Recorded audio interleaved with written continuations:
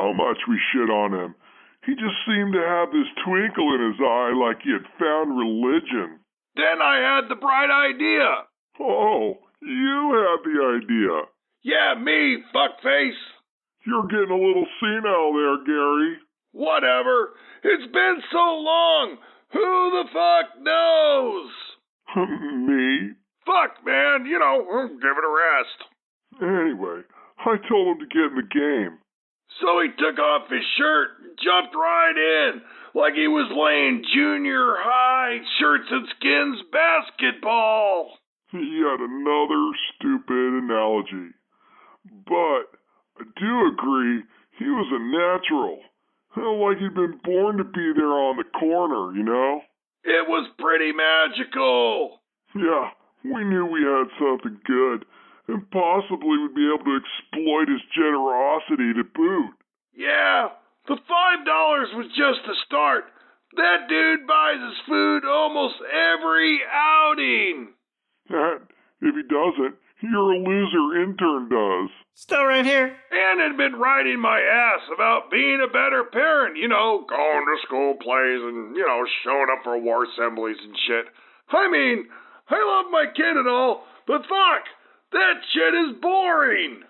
Oh, we've got Parent of the Year right here, folks. What would you know? I know you're a lazy fat fuck and a shitty parent. Fuck, man. If I had any feelings at all, that would have hurt.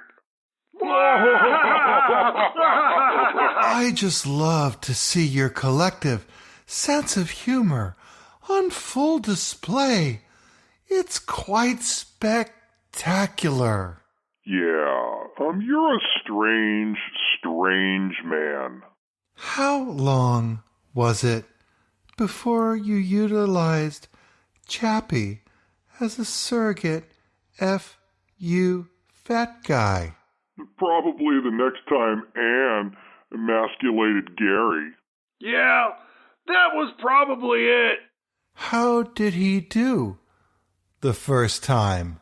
Well, he showed up late and pretty drunk. I could tell he was a little nervous.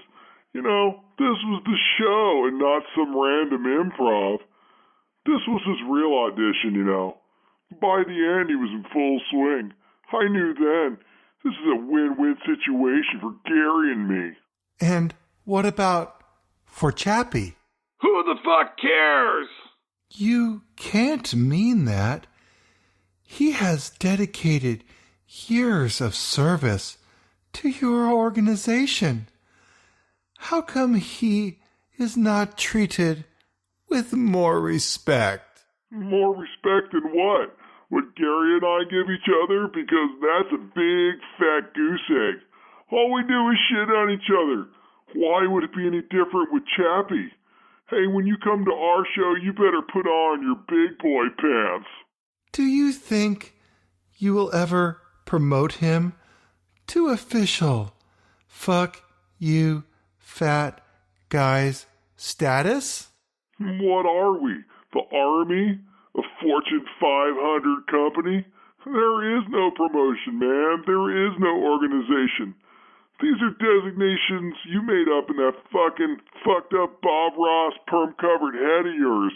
I think there might be some magic mushrooms in that compost heap of yours, 'cause you're talking crazy. We're just two fat guys yelling at cars. Chappy stands in now and then.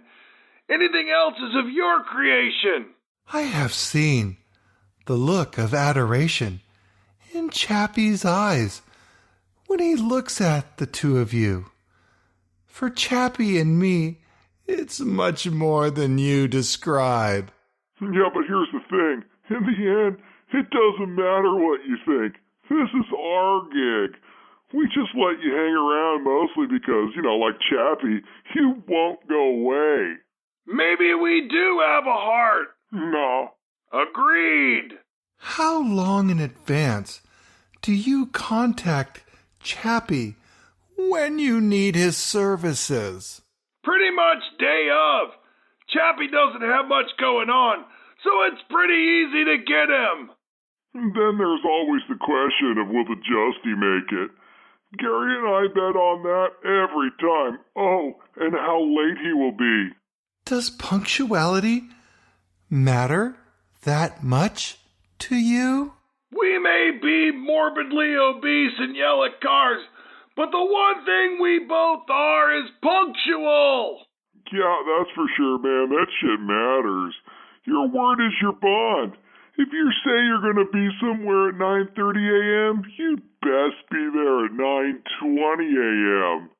Is that because of the old adage, early is on time is late, and late is unacceptable? No, it's because we need time to eat the food that Chappy brought. Were you not just chiding me for not paying for Chappy's Chipotle meal? How is this not dissimilar? Double negative.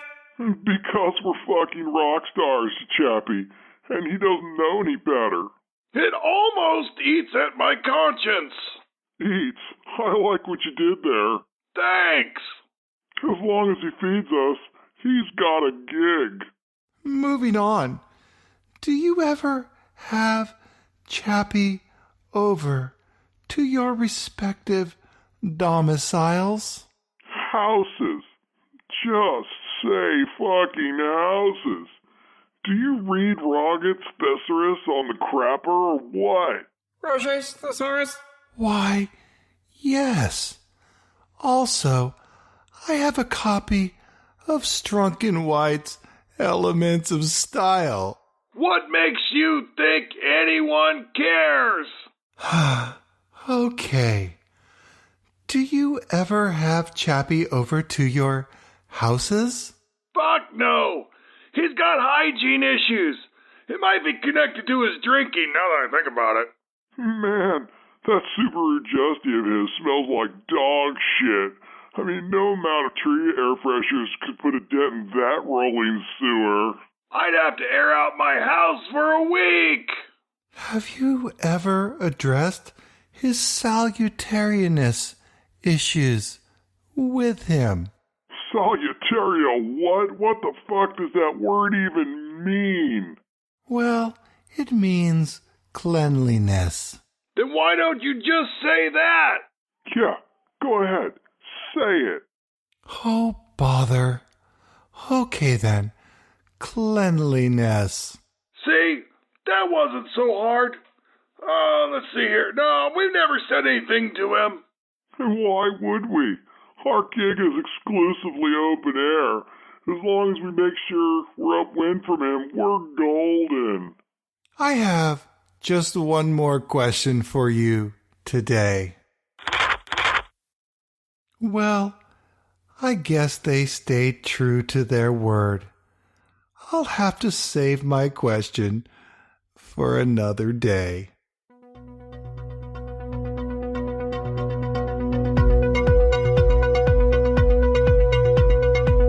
I'd like to thank you for joining me today on this episode of the FUFG Guys podcast show.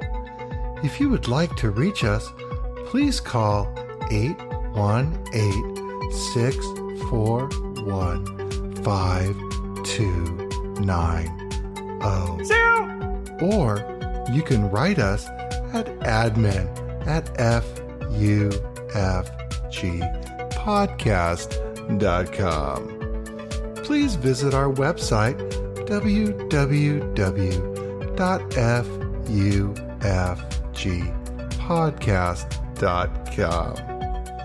I hope you will join me next time when, if Lady Luck shines upon us, we will have the much anticipated interview with Chappy.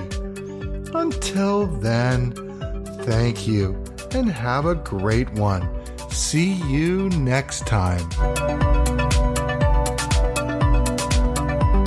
Today's podcast is brought to you by Crapping On by Stenchco. Does your significant other make the paint peel? Do you think there was a rotting animal under the floorboards? Do you put vaporizing rub under your nostrils before entering the bathroom? It's Crapping On by Stesco, and breathe easy today.